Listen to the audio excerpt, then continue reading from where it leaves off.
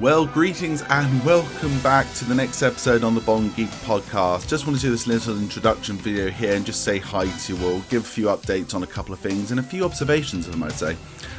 This one I have to say I'm very interested in. I hope you really do enjoy too. I've always liked the concept of Henry Cavill as James Bond, and just diving into the what if he was cast back in 2005 was a real pleasure, and I hope you get that experience when you watch this podcast as well. A couple little things as well I just want to say is I hope you had a really nice long weekend, because I'm just recording this just after the long Easter bank holiday, so I hope if you, certainly in the UK, you had a nice long holiday and you had a bit of a rest as well in the USA or abroad if you do celebrate that, or you just had a nice time in general. That's the real big main thing. The other big thing I want to say, I just wanted to bring up here before we go into this what if scenario, which I thought was interesting, was there was a recent interview with Barbara Broccoli about her favourite Bond films from each actor, and to my surprise, and it was actually quite a surprise, that her favourite Pierce Brosnan one was Tomorrow Never Dies. Now, I'm always going to be on this massive bandwagon of Tomorrow Never Dies is one of the most underrated James Bonds. I've always loved that James Bond film so much. So it's nice to see actually even Barbara Broccoli acknowledging it a bit here, because I think it is worth a bit more interest here. A couple of other things I just want to bring up here. I think there's been some more rumours going around with Taylor Johnson still, which I'm just sort of enjoying to the sense, and if it happens, it happens. Nothing really major. But I think this year, I think things are starting to rev up a bit. I think we are starting to get some potential proper Bond whispering now, so that's really excited me. So I think it's perfect time actually to do a new what if. So without further ado, I'm going to launch into, well, myself. So enjoy this episode on what if Henry Cavill was cast as Bond when Daniel Craig was. Greetings everyone, and on today's show we're going to look into potentially something I'm very interested in, and I think has a world of possibilities in the world of what if when it comes to James Bond. But simply put, it's this: what if Henry Cavill was cast as James Bond back in 2005 instead of Daniel Craig? And we're going to look into a whole slew and a whole cobweb of what if here right now.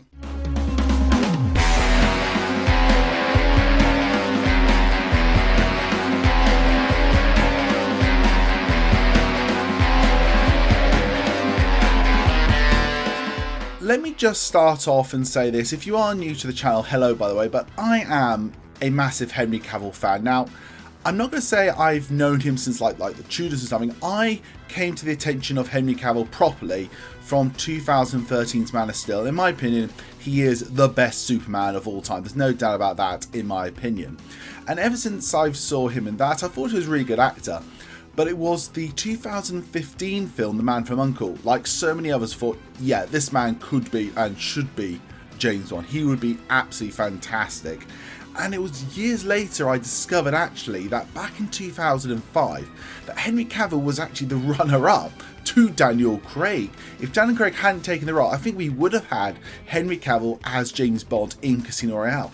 And I think that's just absolutely fascinating, and the possibilities for me are just oozing with that what if scenario. I really want to look into how the films would have been different with Henry Cavill as James Bond. I want to look at the things we would have missed out on if Henry Cavill was cast as James Bond. I want to know maybe how No Time to Die could have been potentially different, and would we be getting future James Bond films in our universe right now if Henry Cavill was James Bond. And there's so much more I want to discuss. But before we get into it, everyone, can I ask already, if you haven't, do give us a like, comment and subscribe to the channel. And if you are listening potentially this to the now new podcast version of this show, which is the Bond Geek podcast, may I say I hope you're enjoying this. I hope you're listening and enjoying this on your commutes, on your car journeys, at the gym and whatnot, and sit back, relax as we dive now straight into the concept of what if Henry Cavill was cast as James Bond back in 2005.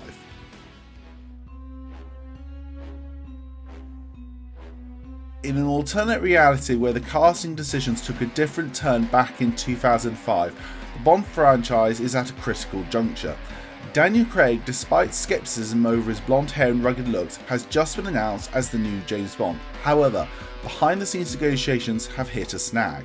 So what I'm imagining right now is they have announced, as I say, Daniel Craig as James Bond, and potentially they're still ironing out a few things, but they feel confident they can announce it. But basically negotiations have fallen apart, and maybe this having something to do with the amount of creative control Daniel Craig wanted, because let's be fair, we all know that Daniel Craig really wanted a massive creative input into his tenure as Bond, and it's something, despite him being nowhere near my favourite James Bond, I am mahootively respectful of him. The fact that he really gave his heart and soul and really tried to go for like these amazing talents and bring them into the Bond franchise, that to me gives a lot of potential kudos in my books.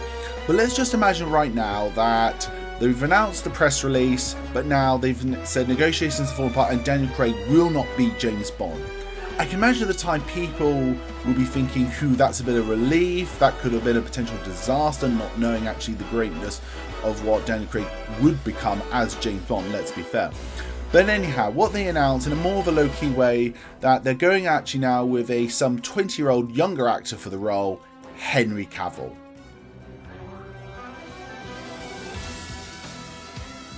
So let's just fast forward a little bit. It is now past filming Casino Royale. It is now November 2006 and Casino Royale is just about to come out. So how would potentially the audience have reacted to the first in the now Henry Cavill era of James Bond films, Casino Royale? So for me, I think Casino Royale 2006 with Henry Cavill stepping in the kind of role will be nothing short of absolute brilliance.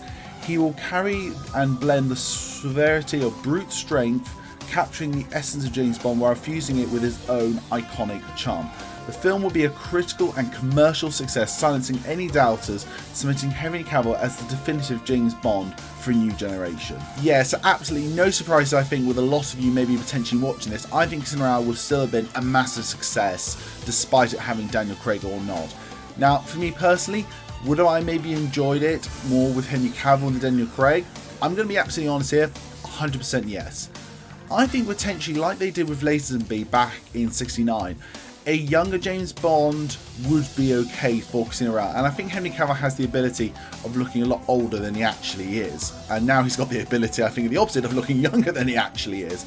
But I think people would have very much gravitated to him a lot more than maybe say Daniel Craig. I think that's because Henry Cavill is still in that sort of mould of what you expect James Bond to look like. People are in a bit more, when he announced, more welcoming of it, and I think more open to it, and I think potentially Casino Royale would have done probably as, well really actually I think just about the same as the actual Casino Royale we did get received. I think it would have been a massive success, the script would have been amazing, lauded and praised. I still think we'll get Mads Mikkelsen and Vesper Lind in that film. I think it would have been absolutely success. But now we need to go on to the other films in the tenure that would have been Daniel Craig's tenure, which is specifically Quantum, Skyfall, Spectre, and No Time to Die. The subsequent films in the series I think will continue to push boundaries. Quantum of Solace is obviously next and will delve deeper into Bond's emotional turmoil, showcasing truly Henry Cavill's range as an actor. Skyfall is obviously next and becomes still the cultural phenomenon.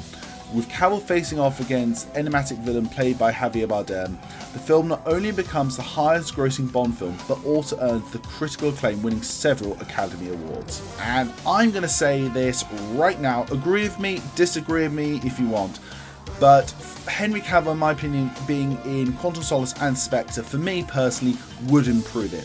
What I weirdly enough imagine seeing, and again, all speculative here, is actually a much more sort of general audiences starting to, if you will, own and discover Henry Cavill through these Bond films a lot more than what we do have in our own timeline. I can imagine sort of people wanting to sort of cheer him on and following and like want to see more of Henry Cavill a lot more than say what we had with Daniel Craig, because we all sort of discover him at the same time to a degree, and we want to see him progress and evolve, and we want to follow this Bond more and I think have much more of an emotional connection to him. But hey, that's Quantum of Solace and Skyfall. We need to now look at the next films in this potential Cavill tenure. 3 years pass after Skyfall and Cavill's Bond evolves with the changing times. Spectre is next, exploring Bond's past, delving into his relationships and motivations. Throughout it all though, Cavill's portrayal remains a consistent blend of classic elements of the character with a contemporary edge. And that right there is, I think, the secret of what Henry Cavill's Bond will be. It will be, if you will, that perfect blend of the modern day with the classical elements of James Bond. I really do firmly believe that. I think Henry Cavill's Bond would surpass Timothy Dalton as the most closest to Ian Fleming's original creation. Yes, updated with the modern times. That's expected. But if you look at the potential films of Casino Royale, Quantum, Skyfall and Spectre, and imagine that style of the modern Bond mixed very strongly with the classic elements flooded in and really celebrated at the same time, I think you would have had younger audiences happy, you would have had just general audiences happy, you would have had classical audiences happy, you would have had us Bond geeks obsessively happy, because it's just bringing everything into one performance.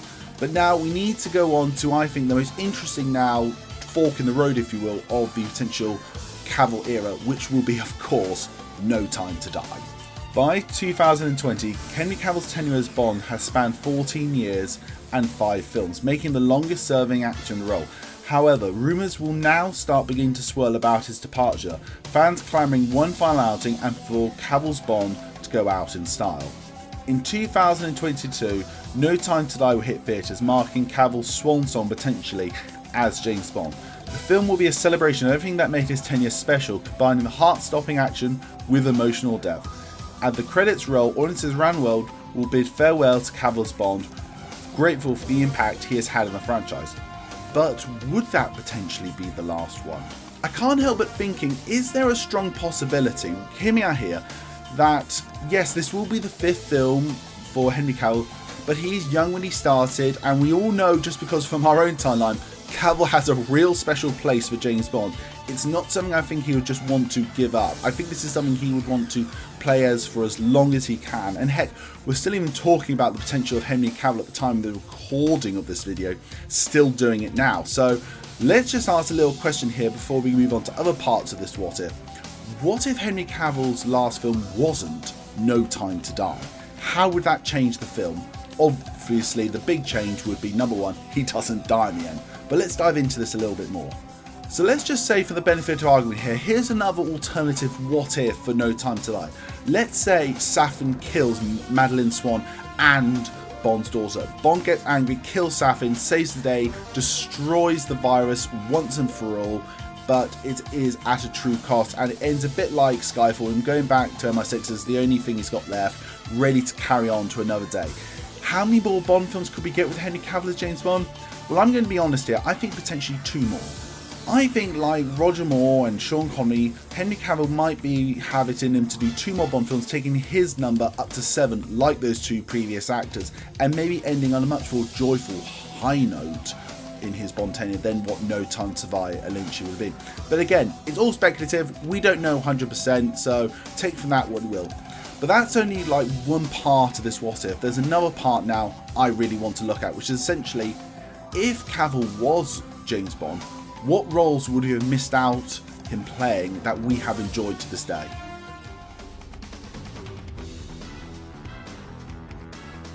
So let's look into this right now. Now, number one, obviously, as I mentioned at the beginning of this video, we have not had, in my opinion, the greatest Superman ever to go on the screen, which is Henry Cavill's Superman.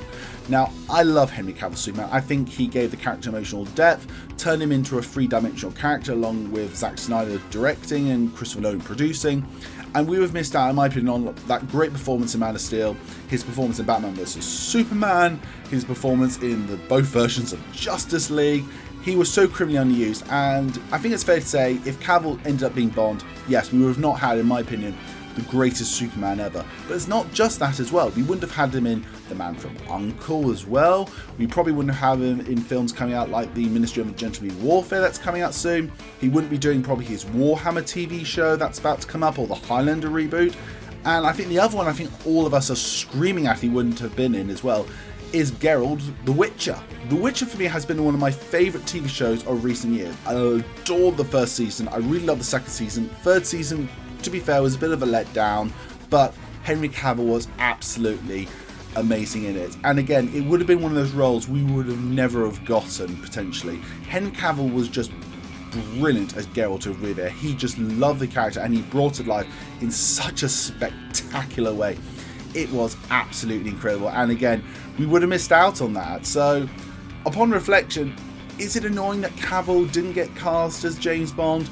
Well, again, we would have missed out on the Superman, Man from U.N.C.L.E., we would have missed out on Geralt of Rivia, so these are some great characters we now have with Henry Cavill, but I'm going to be honest here right now, I would have loved him to have been James Bond back in 05 and still be playing James Bond now. So overall, really in this conclusion, if we had Henry Cavill back in 05 for James Bond instead of Daniel Craig, I think the series would have been a bit better.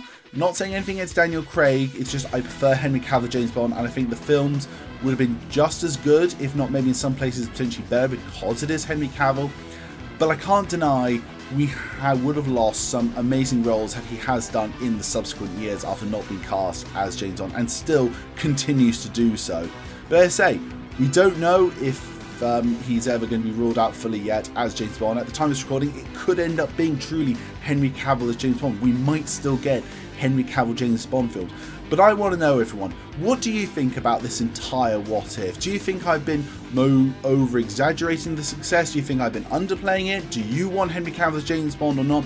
I want to know. Comment down below and tell me your thoughts and feelings about this. I'm really excited to hear what you have to say. But until then, everyone, my name's Henry Stevens, and I'm the Bond Geek. Goodbye.